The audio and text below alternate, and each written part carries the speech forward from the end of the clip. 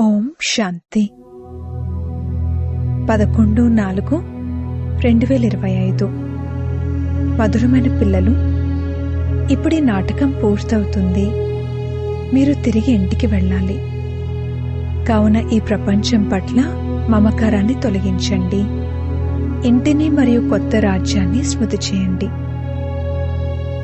ప్రశ్న: దానానికి మహత్వం ఎప్పుడుంటుంది? దాని ప్రతిఫలం ఏ పిల్లలకు లభిస్తుంది? జవాబు: ఎప్పుడైతే దానం చేసిన వస్తువు పట్ల మమకారం ఉండదో అప్పుడు దానానికి మహత్వం ఉంటుంది.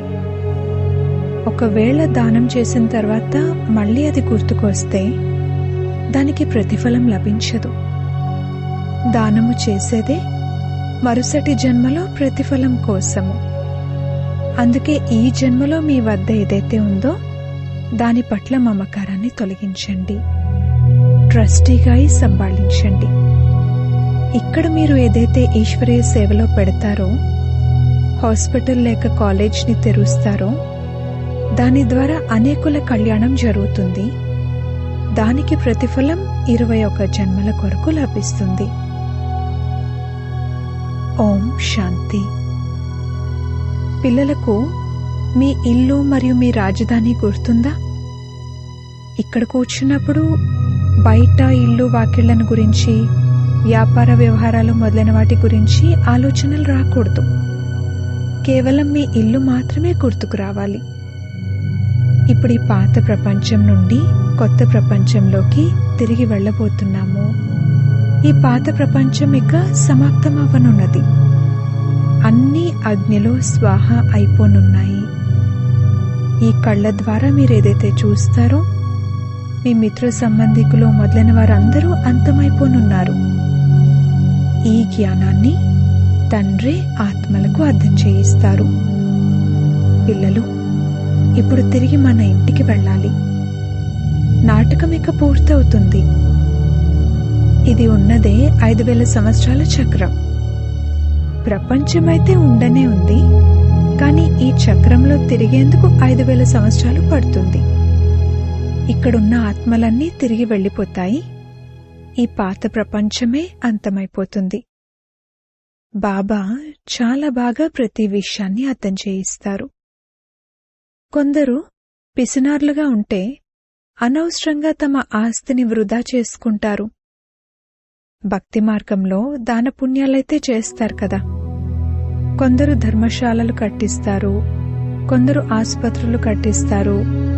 దాని ఫలం మరుసటి జన్మలో లభిస్తుంది అని వారు బుద్ధిలో భావిస్తారు. ఏ ఆశ లేకుండా అనాసక్తులుగా ఉంటూ ఎవరూ చేయరు.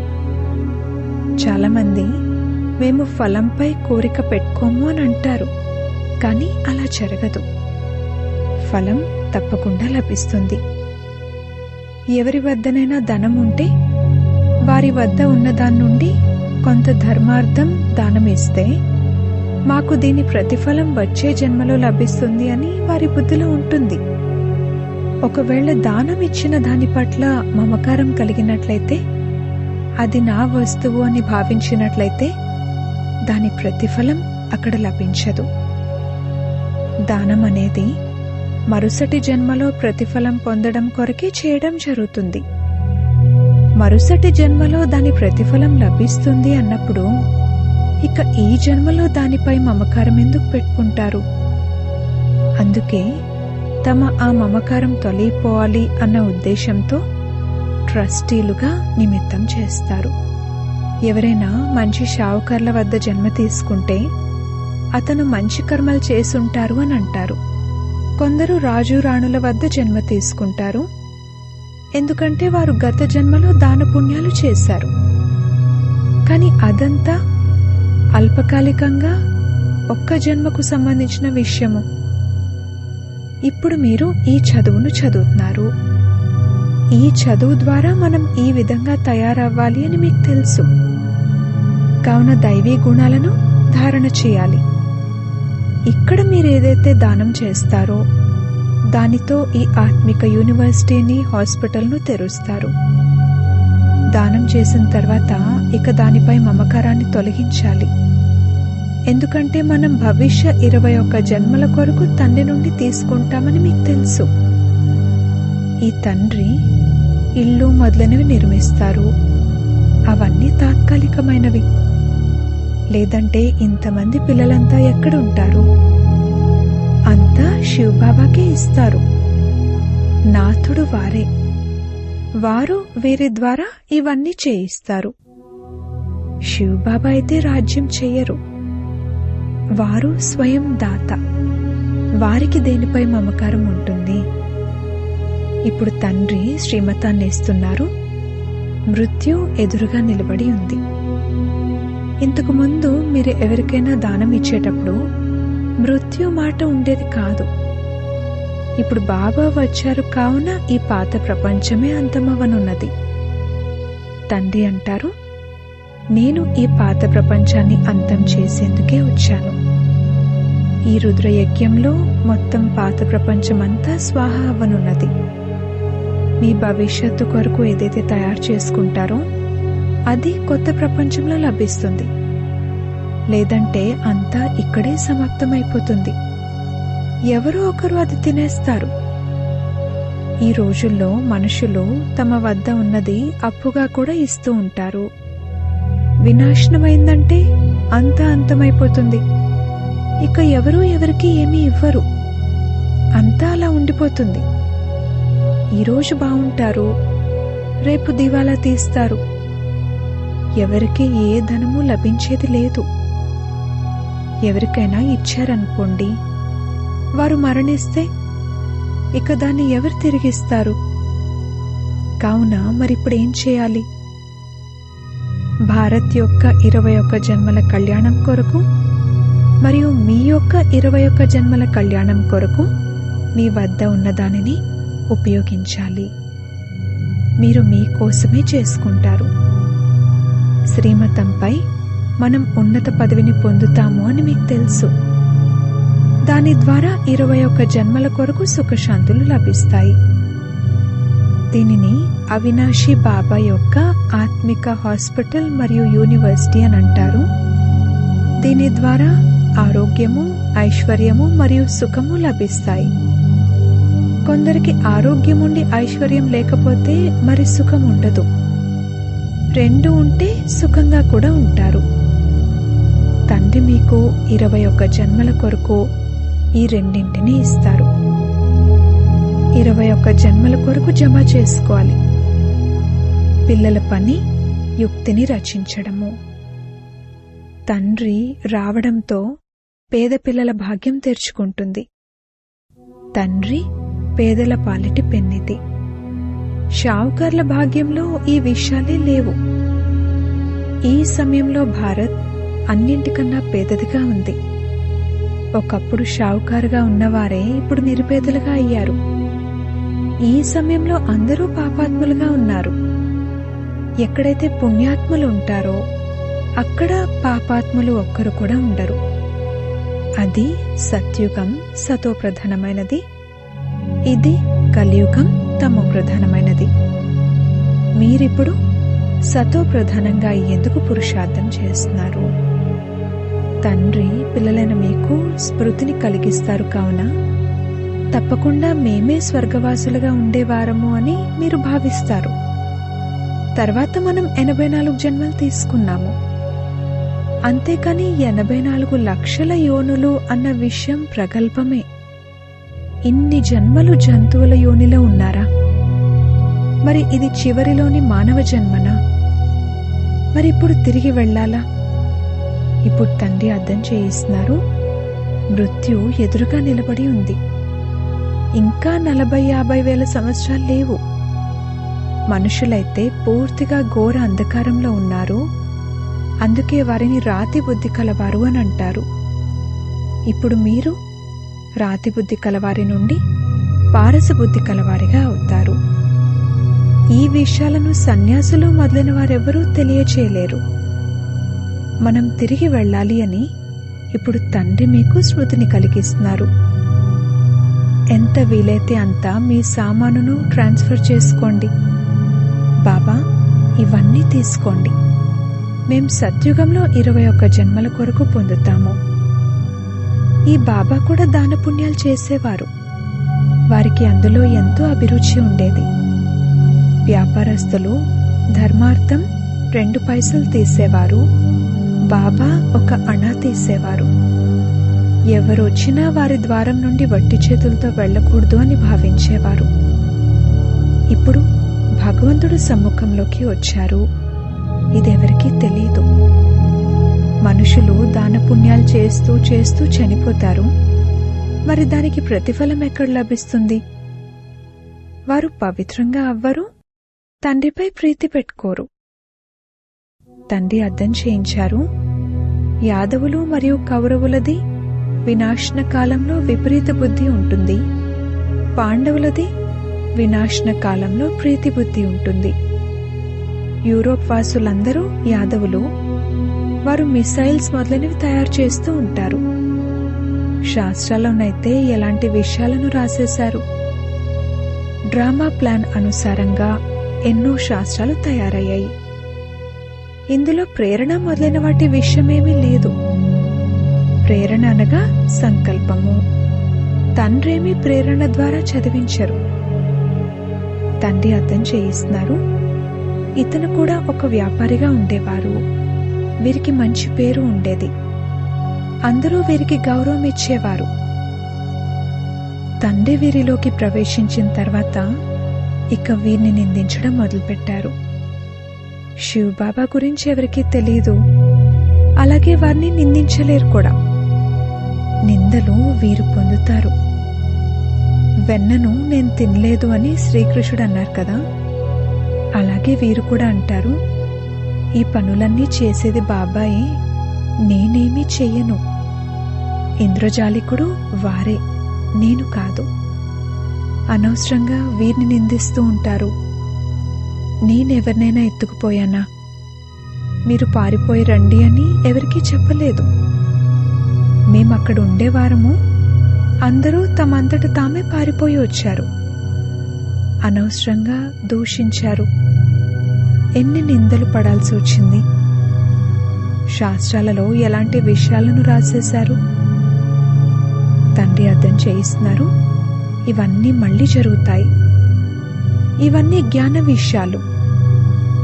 ఇది మనుషులెవరూ చేయలేరు. బ్రిటిష్ ప్రభుత్వం వారి రాజ్యంలో ఇంతమంది కన్యలు మాతలు ఎవరి వద్దనైనా కూర్చుండిపోతే ఎవరూ ఏమీ చేయలేరు. వారి సంబంధికులు ఎవరైనా వస్తే వారిని తిరిగి తీసుకెళ్లే ప్రయత్నం చేసేవారు. బాబా అనేవారు, కావాలంటే వీరికి అర్థం చేయించి తీసుకువెళ్ళండి, నేనేమీ వద్దు అని అనను. కానీ ఎవ్వరికీ అంత ధైర్యం ఉండేది కాదు. బాబా యొక్క శక్తి ఉండేది కదా. ఇందులో కొత్తేమీ లేదు. ఇవన్నీ మళ్లీ తప్పకుండా జరుగుతాయి. నిందలు కూడా మళ్లీ అనుభవించవలసి ఉంటుంది.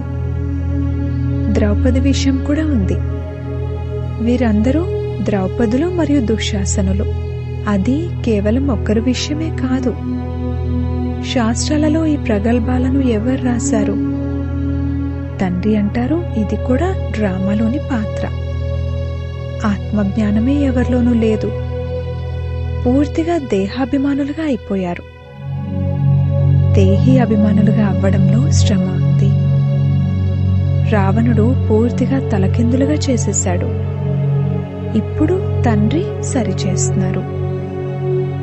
దేహీ అభిమానులుగా అయినట్లయితే స్వతహాగా స్మృతి ఉంటుంది, నేను ఒక ఆత్మను, ఈ దేహం వాయించేందుకు ఒక వాయిద్యం వంటిది. ఈ స్మృతి ఉన్నా సరే దైవీ గుణాలు కూడా వస్తూ ఉంటాయి. మీరు ఎవరికీ దుఃఖం ఇవ్వడానికి వీల్లేదు. భారత్లోనే ఈ లక్ష్మీనారాయణల రాజ్యం ఉండేది. ఇది 5000 సంవత్సరాల నాటి విషయము. ఒకవేళ ఎవరైనా లక్షల సంవత్సరాలు ఉంది అనంటే వారు ఘోర అంధకారంలో ఉన్నట్లే. డ్రామానుసారంగా ఎప్పుడైతే సమయం పూర్తయిందో అప్పుడు తండ్రి మళ్ళీ వచ్చారు. ఇప్పుడు తండ్రి అంటారు, నా శ్రీమతంపై నడవండి. మృత్యు ఎదురుగా నిలబడి ఉంది. లేకపోతే మీ లోపల ఏవైతే ఆశలున్నాయో అవి మిగిలిపోతాయి. తప్పకుండా అందరూ మరణించాల్సిందే. ఇది అదే మహాభారత యుద్ధము. ఎంతగా తమ కళ్యాణం చేసుకోగలిగితే అంత మంచిది. లేకపోతే మీరు ఖాళీ చేతులతో వెళ్తారు. మొత్తం ప్రపంచమంతా ఖాళీ చేతులతో వెళ్ళనున్నది. కేవలం పిల్లలైన మీరు మాత్రమే నిండు చేతులతో వెళ్తారు, అనగా ధనవంతులుగా అయిపోతారు. ఇందులో అర్థం చేసుకునేందుకు చాలా విశాల బుద్ధి కావాలి. ఎన్ని ధర్మాల మనుషులున్నారు. ప్రతి ఒక్కరిది తమ తమ పాత్ర నడుస్తుంది. ఒకరి పాత్ర మరొకరితో కలవదు. అందరికీ తమ తమ ముఖ కవళికలున్నాయి. ఎన్ని రకాల ముఖ కవళికలున్నాయి. ఇదంతా డ్రామాలో నిశ్చితమై ఉంది. ఇవి అద్భుతమైన విషయాలు కదా. ఇప్పుడు తండ్రి అంటున్నారు, స్వయాన్ని ఆత్మగా భావించండి. ఆత్మైన మనం 84 జన్మల చక్రాన్ని చుట్టి వస్తాము. ఆత్మైన మనం ఈ డ్రామాలో పాత్రధారులము. దీని నుండి మనం బయటకు రాలేము, మోక్షం పొందలేము.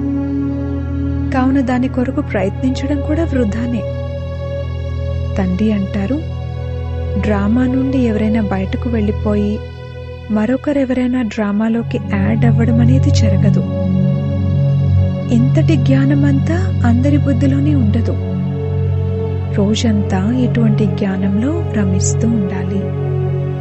ఒక గడియ, అర్ధ గడియ స్మృతి చేయండి. ఇక తర్వాత అది పెంచుకుంటూ వెళ్ళండి. 8 గంటలు స్థూల సేవ చేయండి. విశ్రాంతి కూడా తీసుకోండి. అలాగే ఈ ఆత్మిక గవర్నమెంట్ యొక్క సేవకు కూడా సమయాన్ని కేటాయించండి. మీరు మీ సేవనే చేసుకుంటారు. ఇదే ముఖ్యమైన విషయం. స్మృతి యాత్రలో ఉండండి. ఇకపోతే జ్ఞానం ద్వారా ఉన్నత పదవిని పొందాలి. మీ స్మృతి చాట్ను పూర్తిగా పెట్టుకోండి. జ్ఞానమైతే సహజమే. నేను మనుష్య సృష్టికి బీజరూపుడను, నాకు దీని ఆది మధ్యాంతాల గురించి తెలుసు అని ఏ విధంగా తండ్రి బుద్ధిలో ఉందో అలా మనం కూడా బాబా పిల్లలము. ఈ చక్రం ఏ విధంగా తిరుగుతుంది అనేది బాబా అర్థం చేయించారు. ఆ సంపాదన కొరకు కూడా మీరు 8 నుండి 10 గంటలు ఇస్తారు కదా. మంచి కస్టమర్లు దొరికితే రాత్రి వేళలో ఎప్పుడు ఆవలింతలు రావు. ఆవలింతలు వచ్చినట్లయితే వీరు అలసిపోయారని, లేక వీరి బుద్ధి ఎక్కడో బయట భ్రమిస్తూ ఉండొచ్చునని అర్థం చేసుకోవడం జరుగుతుంది. సెంటర్లలో కూడా చాలా జాగ్రత్తగా ఉండాలి. ఏ పిల్లలైతే ఇతరుల చింతన చెయ్యరో, తమ చదువులోనే ఆనందంగా నిమగ్నమై ఉంటారో వారి ఉన్నతి సదా జరుగుతూనే ఉంటుంది. మీరు ఇతరుల చింతన చేసి మీ పదవిని భ్రష్టం చేసుకోకూడదు. చెడు వినవద్దు, చెడు చూడవద్దు. ఎవరైనా మంచిగా మాట్లాడకపోతే ఒక చెవి నుండి విని ఇంకొక చెవి నుండి వదిలేయండి. ఎప్పుడూ స్వయాన్ని చూసుకోవాలి, అంతేకాని ఇతరులను కాదు. మీ చదువును వదలకూడదు. చాలా మంది ఈ విధంగా అలుగుతారు, రావడం మానేస్తారు, మళ్ళీ వస్తారు. ఇక్కడికి రాకపోతే ఇంకెక్కడికి వెళ్తారు. స్కూల్ అయితే ఒక్కటే. తమ కాళ్లపై తామే గొడ్డలతో కొట్టుకోకూడదు. మీరు మీ చదువులో ఆనందంగా నిమగ్నమై ఉండండి, చాలా సంతోషంగా ఉండండి. భగవంతుడు చదివిస్తున్నారు, ఇంకేం కావాలి? భగవంతుడే మన తండ్రి, టీచర్, సద్గురు. వారితోనే బుద్ధియోగం జోడించబడుతుంది. వారు మొత్తం ప్రపంచమంతటికి నంబర్ 1 ప్రియుడు. వారు మిమ్మల్ని నంబర్ 1 విశ్వానికి యజమానులుగా తయారు చేస్తారు. తండ్రి అంటారు, మీ ఆత్మ చాలా పతితంగా ఉంది, ఎగరలేదు, రెక్కలు విరిగిపోయి ఉన్నాయి. రావణుడు ఆత్మలందరి రెక్కలను తెంచేశాడు. శివబాబా అంటారు, నేను తప్ప ఇంకెవరూ పావనంగా చేయలేరు. పాత్రధారులందరూ ఇక్కడే ఉన్నారు, వృద్ధిని పొందుతూ ఉంటారు, ఎవరూ తిరిగి వెళ్లరు. అచ్చా, మధురాతి మధురమైన సిక్కిలదే పిల్లలకు మాతా పిత బాప్దాదాల ప్రియ స్మృతులు మరియు గుడ్ మార్నింగ్. ఆత్మిక పిల్లలకు ఆత్మిక తండ్రి నమస్తే. ధారణ కొరకు ముఖ్య సారము. మొదటి పాయింట్, స్వచింతనలో మరియు చదువులో ఆనందంగా నిమగ్నమై ఉండాలి. ఇతరులను చూడకూడదు. ఒకవేళ ఎవరైనా మంచిగా మాట్లాడకపోతే ఒక చెవితో విని ఇంకొక చెవితో వదిలేయాలి. అలిగి చదువును విడిచిపెట్టకూడదు. రెండవ పాయింట్, జీవిస్తూ సర్వస్వాన్ని దానం చేసి తమ మమకారాన్ని తొలగించి వేయాలి. పూర్తిగా వీలునామా చేసి ట్రస్టీగా అయి తేలిగ్గా ఉండాలి. దేహి అభిమానులుగా అయి సర్వదైవీ గుణాలను ధారణ చేయాలి. వరదానము, భిన్నత్వాన్ని తొలగించి ఏకతను తీసుకొచ్చే సత్యమైన సేవాధారి భవ. బ్రాహ్మణ పరివారం యొక్క విశేషత ఏమిటంటే అనేక మంది ఉంటూ కూడా ఏకత. మీ ఏకత ద్వారానే మొత్తం విశ్వంలో ఏక ధర్మం, ఏక రాజ్యం యొక్క స్థాపన జరుగుతుంది. అందుకే విశేషమైన అటెన్షన్ ఉంచి భిన్నత్వాన్ని తొలగించండి మరియు ఏకతను తీసుకురండి. అప్పుడు సత్యమైన సేవాదారులు అంటారు. సేవాదారులు స్వయం కోసం ఉండరు, సేవ కోసం ఉంటారు. స్వయానిదంతా సేవ కోసం స్వాహ చేస్తారు. ఏ విధంగా సాకార బాబా సేవలో ఎముకలను సైతం స్వాహ చేశారో అలా మీ ప్రతి కర్మేంద్రియం ద్వారా సేవ జరుగుతూ ఉండాలి. స్లోగన్, పరమాత్మ ప్రేమలో మైమర్చిపోయినట్లయితే దుఃఖాల ప్రపంచాన్ని మర్చిపోతారు.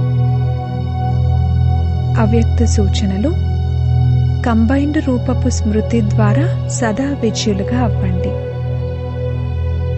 సదా గుర్తుపెట్టుకోండి, కంబైన్డ్గా ఉండేవారము, ఇప్పుడు కంబైన్డ్గా ఉన్నాము మరియు తర్వాత కూడా కంబైన్డ్గానే ఉంటాము.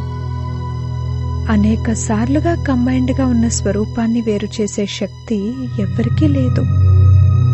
ప్రేమకు గుర్తు కంబైన్డ్గా ఉండటం. ఇది ఆత్మ మరియు పరమాత్మల తోడు.